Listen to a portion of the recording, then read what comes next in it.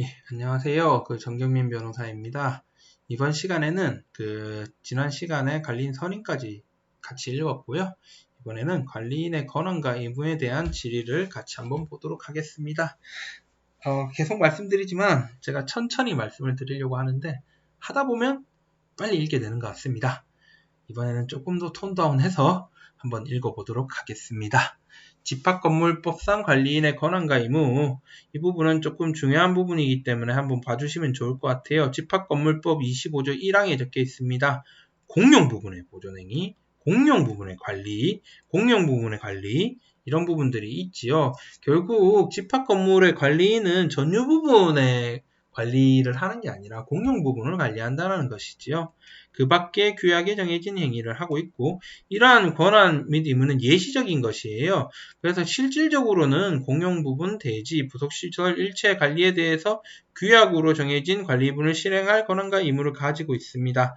또한 정기관리단 집회 및 임시관리단 집회의 소집권자입니다. 관리인이 선정이 됐다고 해서 자기 마음대로 항상 무언가를 할 수 있는 게 아니라 관리단 집회를 정기적으로 정기적으로 정해져 있다면 그런 것도 하고요. 임시로 관리단 집회 소집을 누군가로부터 요구를 받았을 경우에도 소집을 해야 됩니다.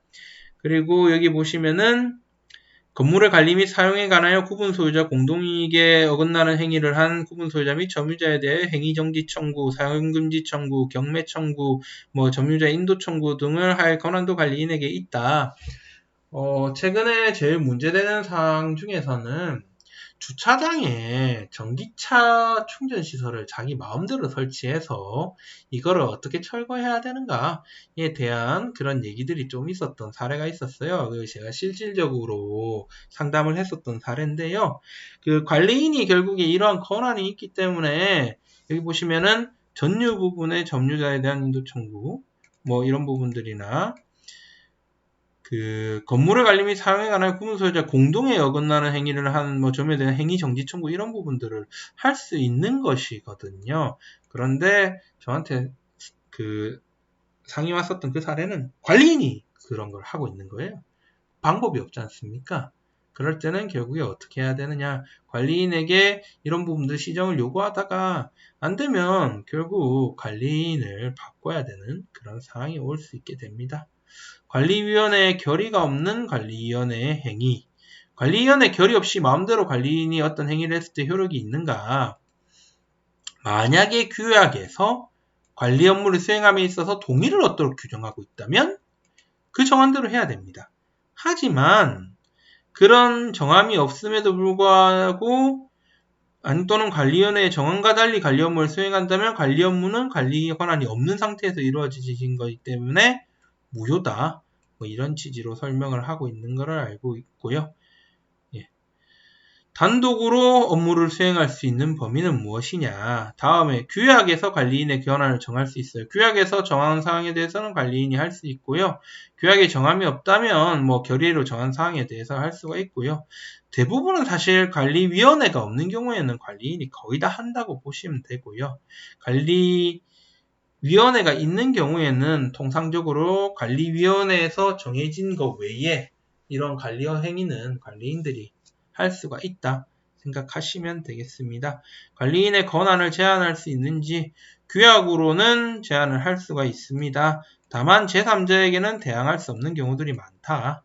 이런 부분들 알게 되시고 관리인의 임기 2년의 범위 내에서 규약으로 정하도록 되어 있고요. 규약이 없는 경우에도 임기는 2년이 됩니다.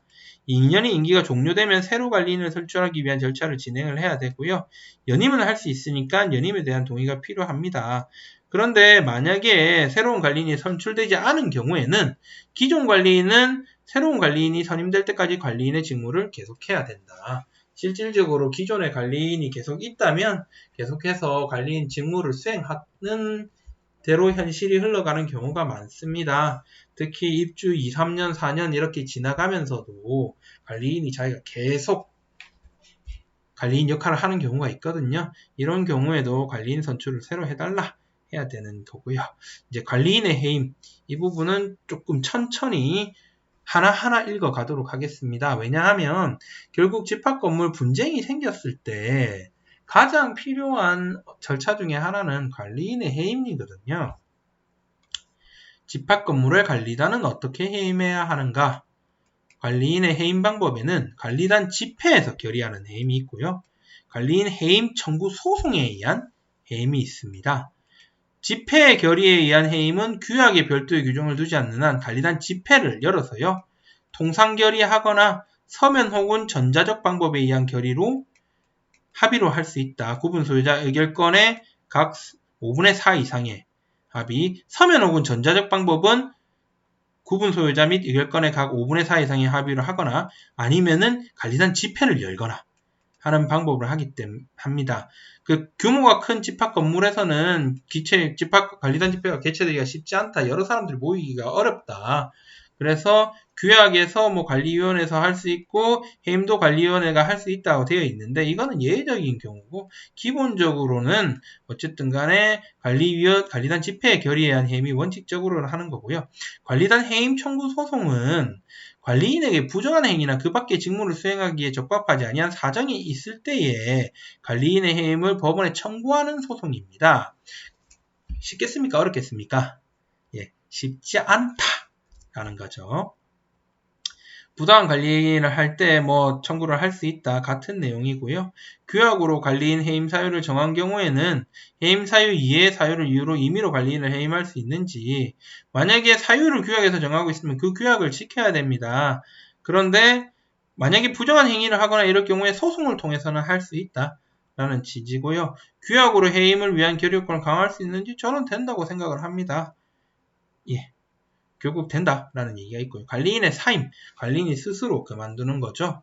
관리인이 사임하고자 하는 경우에는 관리단의 사임의 의사표시를 할 수 있습니다. 단독 해임으로 도달하면 사임의 효력이 있습니다. 사임 절차는 어떻게 되는지 관리인이 수령해야 된다. 그런데 관리인이 사임하는 경우에 자기가 자기한테 사임 의사표시를 하는 거기 때문에 규약이 정하는 관리인의 권한대행자에게 사임 의사표시를 하면 된다. 규약에서 정하지 않고 있다면 모든 구분 소유자에게 의사표시를 하거나 뭐 특별대리인에게 사임하는 방법으로 할 수 있다. 뭐 이런 얘기고요. 자, 사임한 다음에 새로운 관리인이 선출되지 않은 경우에 어떻게 해야 되느냐. 기본적으로 기존의 관리인은 새로운 관리인이 선임될 때까지 직무를 계속해야 된다. 라는 취지로 얘기를 하고 있습니다. 요것도 우리 중요한 8번 관리인의 관리에 관한 정보 제공 및 자료의 열람 및 복사. 이 부분도 구분 소유자 입장에서 중요한 부분입니다. 좀 천천히 가겠습니다. 관리인의 보고 의무 위반으로 의한 제재. 주차장 사용료를 알고 싶어서 자료를 보여달라고 했는데 거부하는 경우에는 어떻게 하겠느냐? 결국 소관청에 신고해서 과태료를 부과하게 할 수 있다. 이런 내용이 있고요. 자료 공개에 대해서 행정관청의 역할. 행정관청에서 자료 공개를 명령은 못할 것 같아요. 예, 못하는데 정보 제공義務를 이행하지 않는다고 해서 과태료를 부과해달라. 라고 얘기를 해서 간접적으로 할 수 있습니다.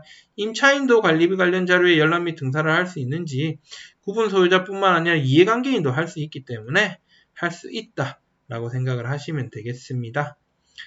자, 오늘은 관리위원회 들어가기 전까지 했기 때문에 여기까지만 하도록 하겠습니다. 다음 뵙겠습니다.